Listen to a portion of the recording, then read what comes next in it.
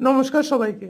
এই যে মাসিকে দেখতে পাচ্ছেন, ইনি একজন ভবঘুরে এবং আজকে প্রায় 12-13 দিন ধরে ইনি শান্তিবাজার হাসপাতালে চিকিৎসারত আছেন।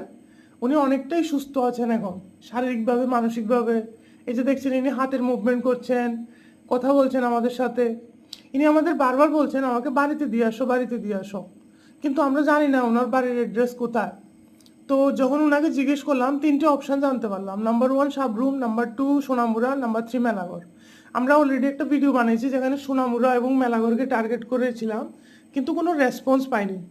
সেই কারণে, যেহেতু ওনাকে সাবরুম হসপিটাল থেকে রেফার করা হয়েছিল, একটা অপশান হতে পারে উনি বাংলাদেশ থেকে এসছেন, কারণ ওনার ভাষা কিছুটা বাংলাদেশের একটা জেলার ভাষার সাথে মিলে। তো ভিডিওটা যারাই দেখছেন, যদি সাবরুমের কোনো লিঙ্ক থাকে, মানে যদি এটা জানা যায় উনি বাংলাদেশ থেকে এসেছেন, হয়তো আমরা চেষ্টা করব ওনাকে ওনার বাড়িতে ফিরে দেওয়ার।